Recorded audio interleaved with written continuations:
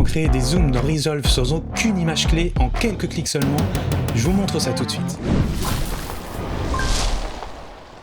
Ok, on se retrouve sur DaVinci Resolve, sur un petit montage que j'ai fait récemment et où j'ai utilisé justement assez souvent le Dynamic Zoom pour dynamiser mon montage sur un documentaire sur des escargots. Oui, des escargots qui font meuh. Je vous mets le lien de la vidéo si vous voulez savoir pourquoi ces escargots font meuh. On a donc un insert en gros plan d'un escargot. Ici dans le montage, on se dit « Ah, ce serait pas mal quand même de faire un petit zoom léger sur l'escargot pour accentuer le centre de l'attention de l'image. » Donc la méthode classique, ce serait d'aller dans Inspecteur, de créer des images clés ici de zoom, une ici, une là. Je zoome. Au passage, si vous voulez apprendre à zoomer de cette manière, mais à un endroit précis dans la vidéo et pas forcément au centre par défaut, j'ai un petit tuto pour ça, je vous mets le lien juste ici. Ensuite, il faudrait aller ici, remettre son image clé comme ça, et on a fait notre zoom. Alors c'est bien, ça fonctionne, hein, et c'est comme ça que je faisais aussi sur Premiere, mais il y a beaucoup trop de clics, ce n'est pas normal. Je vais donc tout reset, et je vais ici dans Dynamic Zoom, j'active le Dynamic Zoom et je viens ici cliquer sur Dynamic Zoom. Apparaissent deux rectangles de couleurs, un rouge et un vert. Dans le vert, c'est le début et le rouge, c'est la fin. On va vérifier ça, je sais plus. Ouais, c'est ça, le rouge, non. Ah, le vert, c'est le début et le rouge, c'est la fin. C'est facile quand même, le vert, c'est vas-y, et le rouge, c'est stop, c'est fini. C'est comme un feu rouge, on va dire ça comme ça.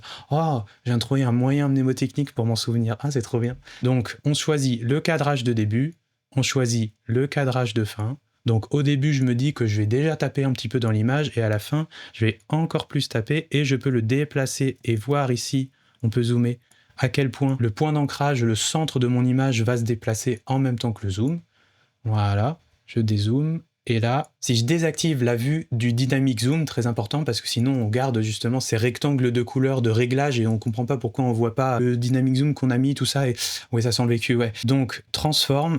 On revient dessus et là, des escargots qui sont 100%. Waouh, ça fait donc un zoom sans image clé, mais surtout, il est responsive. Je ne sais pas comment dire en français, si vous avez le terme en français, dites-moi, parce que des fois, je trouve pas mes mots. Si je le monte un petit peu pour le rallonger, par exemple, d'une seconde et quelques, eh bien le Dynamic Zoom va naturellement, lui aussi, de manière responsive, s'adapter à la longueur du plan et avoir un zoom un petit peu plus lent pour garder ce cadre de départ et ce cadre de fin, donc le cadre vert et le cadre rouge, qu'importe la longueur, il ira zoomer de cette manière. Je vais déplacer un petit peu les cadres pour que ce soit plus clair, on va faire un truc beaucoup plus marqué. Je quitte le mode Dynamic Zoom et là on va voir que effectivement, par exemple, si le plan est beaucoup plus court, il se déplace beaucoup plus vite.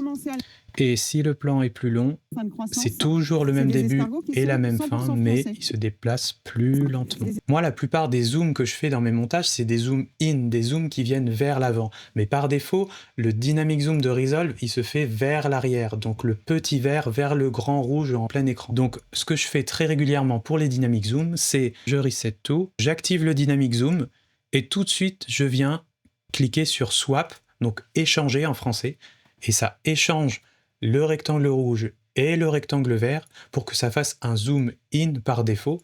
Et en un seul clic, on se retrouve avec un zoom in centré qui est donc linéaire d'une vitesse continue qui va du point A vert au point B rouge. Mais on peut aussi choisir au-delà de linéaire du ease in et du ease out ou in and out. Donc là, c'est quand c'est une courbe en S.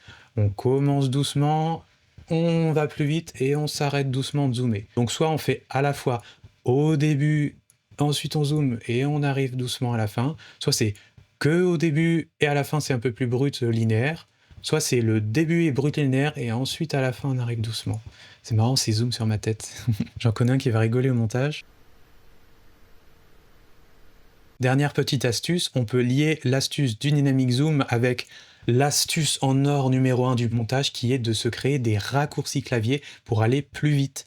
Moi, ce que j'ai choisi comme raccourci clavier, c'est Alt Z comme zoom pour le Dynamic Zoom, Alt A pour le transform parce que petit 1, le A est juste à côté du Z, et petit 2, le A c'est un peu la lettre numéro 1, donc c'est l'état par défaut, et comme le transform c'est ce qu'on utilise le plus souvent, voilà, c'est l'état par défaut, c'est le A. Il y a aussi Alt C pour crop, et là, hop, je peux venir directement cropper mes images, et on voit apparaître l'image qui est en dessous, par exemple. On peut faire un surcadrage avec juste une partie du plan, etc. Et donc avec ces raccourcis-là, on peut passer très rapidement d'un outil à un autre, que ce soit le transform, le crop ou le fameux dynamic zoom. Voilà, j'espère que cette astuce vous a aidé. Si c'est le cas, n'hésitez pas à mettre un like, un commentaire et à vous abonner à cette chaîne. Et je vous invite à aller voir la description de cette vidéo où je vous partage toutes les ressources que j'utilise personnellement pour améliorer mes vidéos et les faire plus rapidement. N'hésitez pas à me dire si vous connaissiez déjà cette astuce du dynamic zoom et si vous l'utilisez souvent pour dynamiser vos montages ou si au contraire c'est pas du tout comme ça que vous faites pour créer des zooms. Moi je suis très curieux d'apprendre d'autres façons de faire aussi parce que les logiciels comme Resolve ou Premiere sont vraiment très puissants. Il y a toujours plusieurs façons d'arriver au même résultat et il y en a souvent qui est meilleur que les autres, mais ça dépend aussi du contexte du montage et de ce qu'on veut faire comme effet et à quel point on veut pouvoir customiser chaque élément du montage. Enfin bref, merci d'avoir regardé. En attendant, moi je vous dis à très bientôt dans une prochaine vidéo.